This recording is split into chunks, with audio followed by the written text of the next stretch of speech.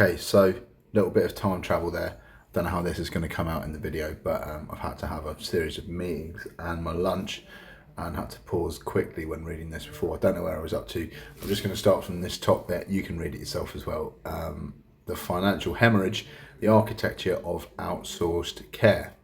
To fully grasp the motivation for a radical overhaul of NHS mental health provision, one must first dissect the current economic model of outsourced care. The independent mental health sector in the United Kingdom is a highly consolidated market with a significant majority of capacity controlled by a handful of large corporate entities. These organisations are primarily backed by international private equity firms or global healthcare conglomerates, and they have built a lucrative business model almost entirely upon the foundation of public funding.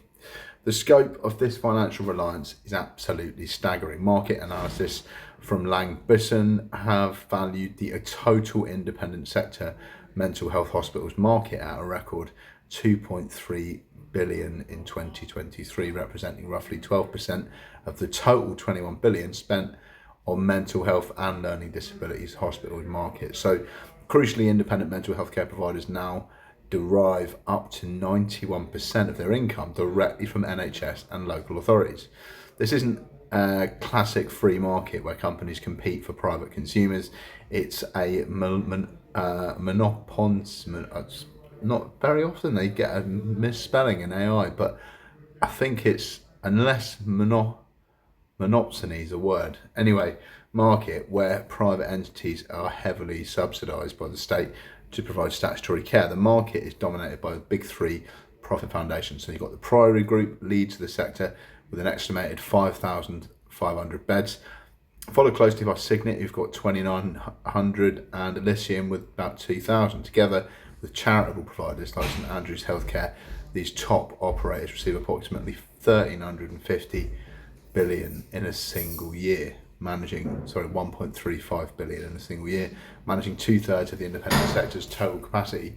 The revenues generated by these specific entities are vast. For the 12-month period ending December 24, Priory Healthcare Limited reported revenues of £819 million. Signet Healthcare, owned by US Fortune 500 corporation Universal Health Services, generated 601 million in revenue in 2023. Elysium Healthcare, which was acquired by the Austrian operator Ramsay Healthcare for 775 million, generated a 585 million sales in 2024. Despite facing recent operational challenges and booking impairments related to inflationary pressures. So the crux of the debate surrounding NHS outsourcing lies in the profit margins extracted from these revenues. Industry analysts confirm that typical profit margins for these independent mental health providers remain between 15 and 20%. In any standard commercial enterprise, generating a return for shareholders is the fundamental objective. However, when the revenue is sourced directly from an increasingly stretched taxpayer, and when the service provider dictates the welfare and survival of the most vulnerable members of society, the mechanics of how these profits are realised warrant intense pragmatic scrutiny. So here is that pragmatics of corporate finance, clever accounting and value extraction. The assertion that private subcontractors might be generously appointing their costs using clever accounting isn't a defamatory accusation. It's a realistic observation of standard, sophisticated corporate finance. Private equity-backed firms and multinational conglomerates utilise highly legal, highly effective financial engineering structures to maximise returns for their investors. However, from the perspective of the NHS, these structures represent a massive ongoing leakage of public funds away from frontline clinical care. Research conducted by the Centre for Health and Public Interest, CHPI, has shed a light on the mechanics of this value extraction.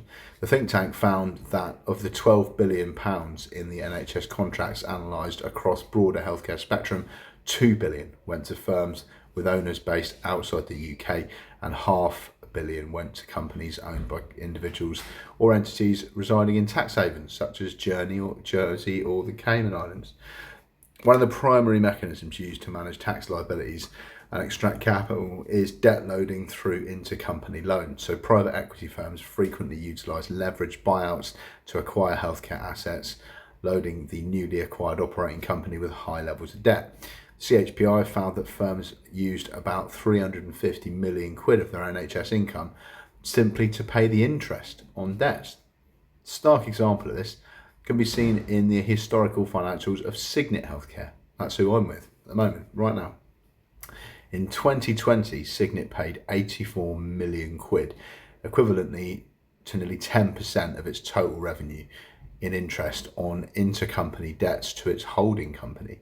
While no direct dividends were paid during the 5-year period under previous ownership, the total interest paid on intercompany loans amounted to about 428 million, a mechanism that effectively transfers wealth up the corporate chain while contributing to the operating company's accumulated accounting losses. Another sophisticated strategy is the separation of operations of property, often referred to as the OpCo-PropCo split, so frequently involving real estate investments, REITs. In this model, the underlying real estate of the hospitals themselves is sold to a third-party investor and then leased back to the operator. Fucked up. In 2021, a portfolio of the Priory Group's freehold properties was sold to Medical Properties Trust MPT, a massive US-based REIT, for approximately £800 million. These properties are now subject to long-term sale leaseback agreements, clarifying initial fixed terms of 25 years with annual rent escalators linked to UK inflation. The reality financially of this structure is profound. The MPT reported that the sale leaseback agreements were expected to provide a GAAP basis yield of 8.6% for the Priory Group. This means massive inescapable fixed cost in the form of rent, which must be paid regardless of the clinical operating environment. So financial investors such as Viceroy Research have criticised this model, pointing out that in complex accounting structures, this rent is often recorded as finance costs rather than operational expenses. It's completely engineered, We can obscure true operational profitability in non-GAAP measurements like EBITDA. This relentless pressure to service these leases and deliver shareholder returns inevitably forces operating companies to focus intently on maintaining high bed occupancy rates and scrutinising operational expenditures such as staffing and wages. The consequences of this financial engineering are twofold. First, it ensures that a significant percentage of the 1.96 billion the NHS spends annually on independent mental health beds is converted into global investor yield rather than patient care. Second, when private providers prioritise cost efficiency to service debt, the quality of care can suffer. Multiple private healthcare hospitals have faced severe criticism from the Care Quality Commission regarding unsafe care, over-reliance on temporary agency staff and inadequate therapeutic environments. Then you've got the illusion of a simple in-house solution. Why it's not watertight? So given the sheer volume of existing capital, the public sector, the volume of capital existing, the public sector through these corporate structures, the argument for bringing mental health services back in-house is financially compelling. The 1.6 billion in profits generated by private healthcare firms over a 2-year period would have been enough to pay the salaries of 9,178 doctors or 19,428 nurses. The return on investment for the NHS would theoretically be realised instantly through the elimination of corporate profit margins, the cessation of high interest debt servicing, and the avoidance of premium spot purchasing rates.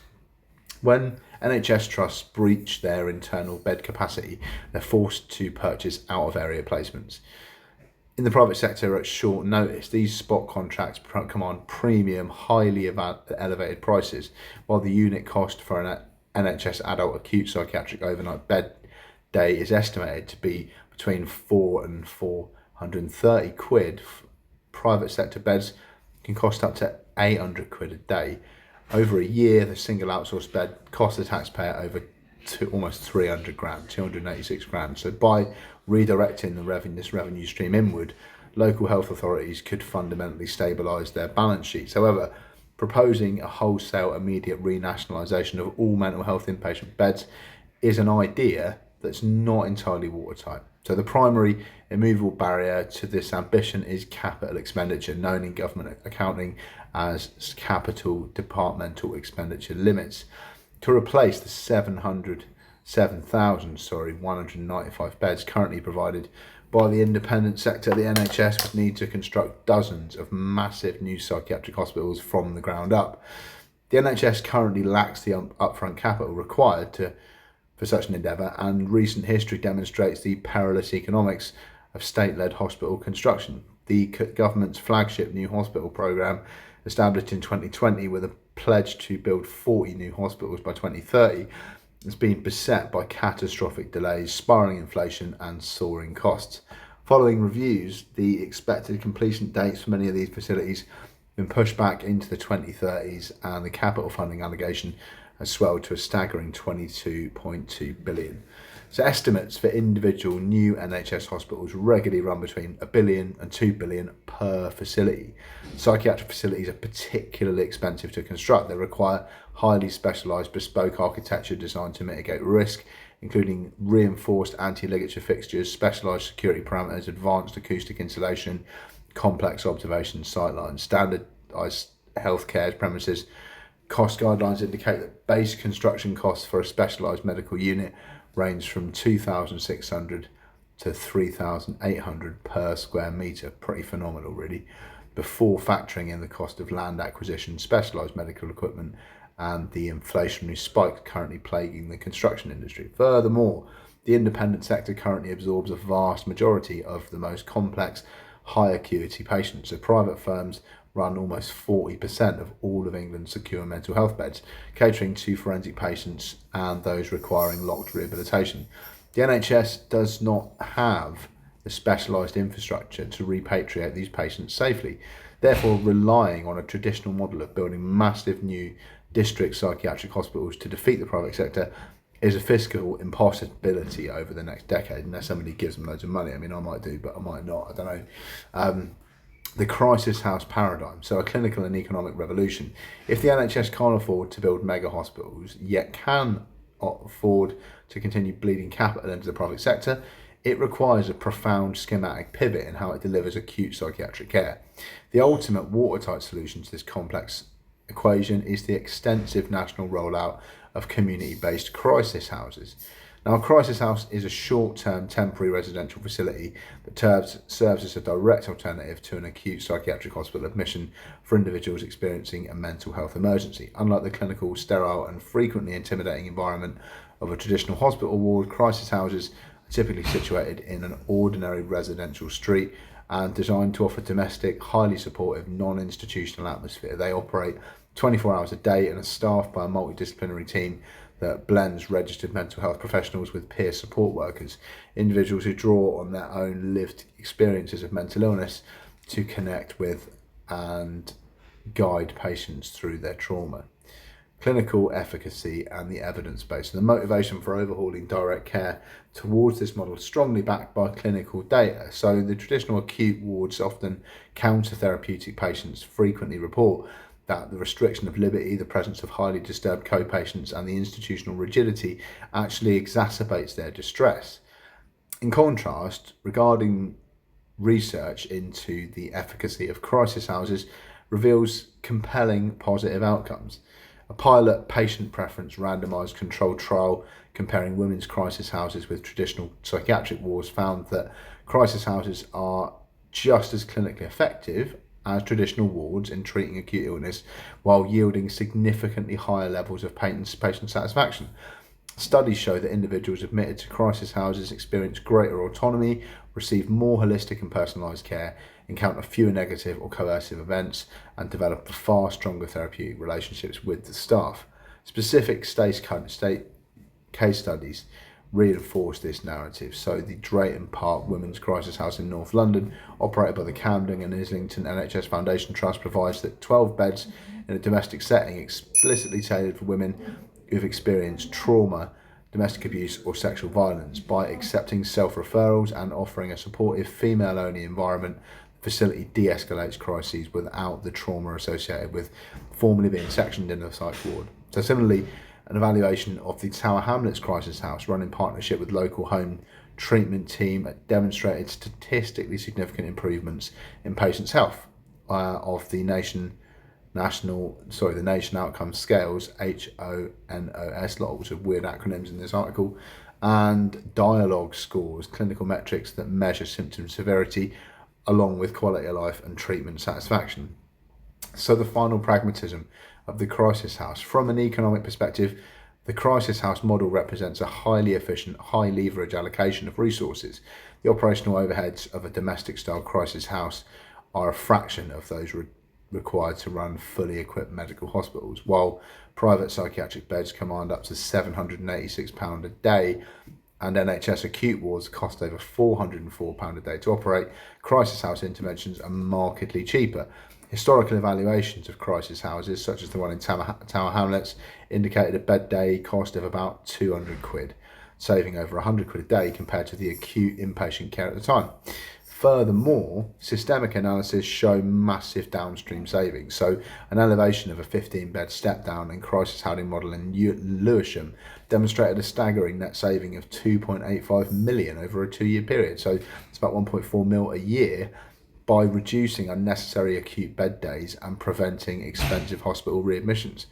The cost efficiency is partly achieved through an innovative staffing model, rather than relying solely on highly expensive, scarce consultant psychiatrists and agency nurses. Crisis houses heavily utilise peer support workers. These individuals, typically employed at an NHS agenda for change band 3 level, provide invaluable empathic support and recovery modelling at a highly sustainable cost. So it's seamlessly supplementing the clinical overnight provided by the registered nurses and the psychologists. Reinvesting in the human element and advanced HR budget by starving the private sector of its lucrative NHS contracts and pivoting to the cost-effective crisis house model, the NHS stands to reclaim the 15 to 20% profit margins currently vanishing into the portfolios of private equity firms. The strategic imperative to ring-fence these vital funds and inject them directly into an enhanced human resources budget. The NHS is currently facing a catastrophic workforce crisis, high vacancy rates driven by intense burnout, stagnant wages, and the moral duty of providing substandard corridor care are crippling the system's ability to function. Sickness and absence rates due to work-related stress are alarming, and the cost of covering these gaps with premium rate private agency staff further drains trust finances. If the capital saved from private outsourcing were endowed back to local integrated care boards, it could facilitate a transformation in NHS workforce dynamics. So the funds would allow for the massive recruitment of thousands of peer support workers to staff the new network of crisis houses. Furthermore, it would provide the financial headroom to improve working conditions, occupational health support, and clinical supervision structures for registered mental health nurses and psychiatrists. So transitioning staff out of the high stress, high conflict environments of overcrowded acute wards into collaborative, therapeutic and emotionally rewarding environments of community crisis houses would drastically improve job satisfaction and staff retention.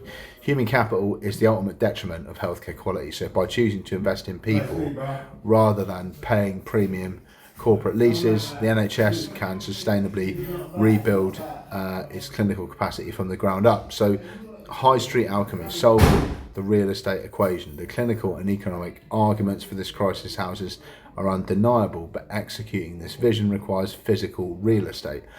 But the brilliance of the crisis house model is that it perfectly aligns with parallel macroeconomic crisis currently unfolding across the United Kingdom, which is the slow death of the traditional high street and the commercial property sector.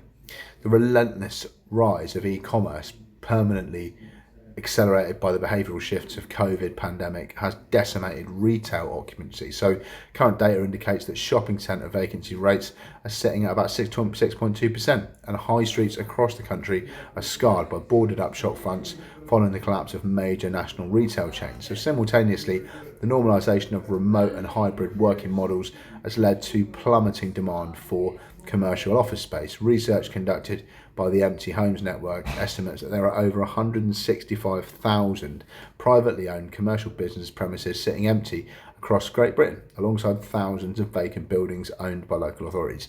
So these low-end, low-value vacant properties present an unprecedented generational opportunity for the NHS.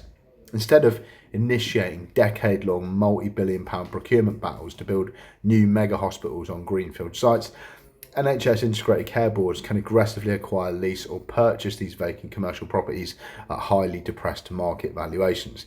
So the economics of conversion, the financial pragmatism of adaptive reuse is stark. The core structure, foundations, external envelope, whatever that means, and primary utility connections of these commercial buildings is already in place. So refurbishing and fitting out standard commercial space typically costs, 40 and 100 quid per square foot, low budget.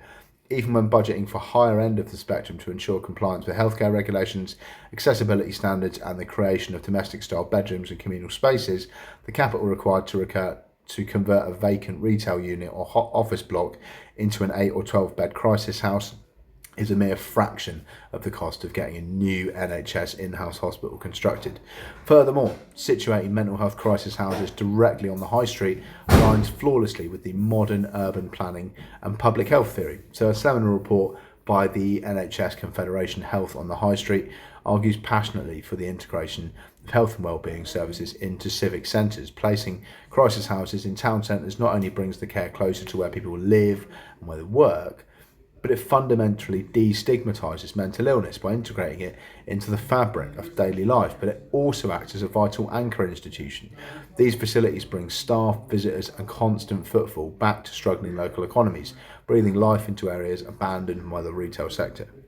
The next bit is entitled Navigating the Planning Labyrinth, so the C2 versus C3 challenge. Now, while the conceptual alignment is elegant, transforming commercial properties into healthcare facilities requires navigating a notoriously complex UK planning system. That's like with the council getting planning permission. The Town and County Planning Use Classes Order 1987 strictly categorises how buildings can be utilised. Standard residential dwellings fall under Class C3, while hospitals, nursing homes and residential institutions where formal care is provided, such as staffed crisis houses, fall squarely under Class C2. In recent years, the government has attempted to solve the housing crisis by expanding permitted development rights and allowing commercial buildings to be converted into residential homes without the need for a full rigorous planning application. However, this shortcut does not apply to Class C2 residential institutions. So converting a vacant shop into a mental health crisis house would require securing full planning permission, and the housing authorities have to go along with it, and the councils. And they might do, they might not. But this is where the strategy faces significant friction. Local planning authorities must assess seats. If you're a Freemason, basically, you can always get planning permission. So just ask somebody who's a Freemason to build a crisis house. They'll definitely say yes. Yeah, they must assess C2 applications against very strict criteria, including the impact on local traffic, parking, noise and neighbourhood dynamics. Applications for care facilities frequently face intense local opposition, commonly known as NIMBYism, not in my backyard, driven by stigma and unfounded fears regarding mental health patients in the community. Consequently, securing C2 planning permission is notoriously difficult. Approval rates for care institutions often trail significantly behind those for standard housing, particularly in dense urban areas like London. So for the crisis house rollout to be genuinely effective, it requires decisive, systematic intervention from central government. The government must introduce specific planning mandates that require LPAs to prioritise, presume in favour of and fast-track C2 applications for NHS commissioned community mental health facilities. This initiative could be directly intertwined with the government's recently announced 150 million quid cash injection designed to restore pride in local high streets and open up empty units. By providing specialised grants to local authorities to facilitate these specific conversions, the government can simultaneously solve a real estate crisis and a healthcare emergency. So addressing the drawbacks, so where are the blueprint leaks? Intellectual rigour demands a pragmatic acknowledgement of the limitations of this strategy. While crisis houses are an excellent solution for a vast demographic of patients, the idea is not entirely watertight across the entire spectrum of psychiatric care. the acuity ceiling and mental health act. So the fundamental limitation of the crisis house model is patient acuity. Crisis houses operate on a philosophy of voluntary admission, collaboration and minimal restriction. They're legally and practically unequipped to safely manage patients who are like highly agitated or actively violent or requiring involuntary detention under Section 3 of the Mental Health Act. Furthermore, patients requiring complex medical detoxification from substance abuse or those needing constant one-to-one secure observation can't be managed in a domestic high street setting. A significant proportion of the $2 billion spent in the private sector is dedicated to low and medium secure forensic beds and locked rehabilitation for these exact high acuity demographics. So therefore, while the rollout of crisis houses will massively reduce the pressure on the front door of the NHS and eliminate the need for standard acute private beds, the NHS will still require specialised, secure architectural infrastructure to manage its most severely unwell patients. Second bit is the dystopian pitfall of electronic tagging. So in the search for cheaper alternatives to secure inpatient beds, some policymakers have explored the use of GPS, electronic monitoring or tagging to manage forensic or restricted patients' mental health in the community. Now, while the Mental Health Act allows clinicians to impose conditions on a patient's leave, including electronic tracking, without requiring a court order, this practice is fraught with severe ethical and legal peril. Human rights organisations and legal experts have heavily criticised GPS tagging in civil and immigration contexts, citing profound negative impacts on mental well-being, increased anxiety and deep social stigmatisation. Furthermore, enforcing round-the-clock GPS surveillance raises serious challenges under Article 8 of the European Convention on Human Rights, the right to respect for private and family life. The High Court recently found widespread unlawfulness in the government's electronic tagging regime for immigration bail when it ignored the medical vulnerability of the subject. Attempting to substitute secure patient beds with community tagging for a psychiatric patient is a dystopian, legally fragile concept that directly contradicts the trauma-informed ethos required for recovery. The crisis house model must rely on therapeutic engagement, not digital incarceration. Then you've got the architectural constraints of commercial space. So not every empty high street shop is a viable candidate for conversion. Commercial properties, particularly deep retail units, often suffer lack of natural light in the centre of the building, which is detrimental to psychological well-being. Furthermore, retrofitting the extensive plumbing and drainage infrastructure required to provide multiple ensuite bathrooms, which is like a standard necessity for privacy and dignity in modern care settings, into older commercial shells can, of course, present unforeseen structural challenges and cost overruns. So rigorous feasibility studies are essential to prevent acquiring unsuitable real estate.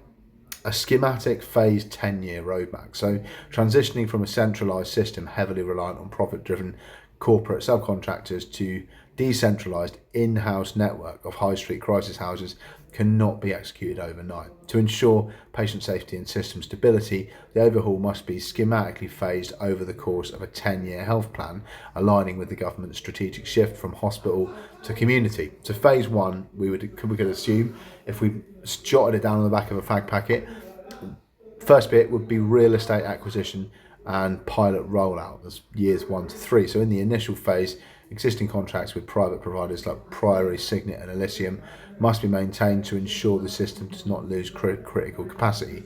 Simultaneously, NHS Integrated Care Boards, ICBs, partnering with local authorities will utilise the £150 million High Street Regeneration Fund to map and acquire long-term leases on suitable vacant commercial properties.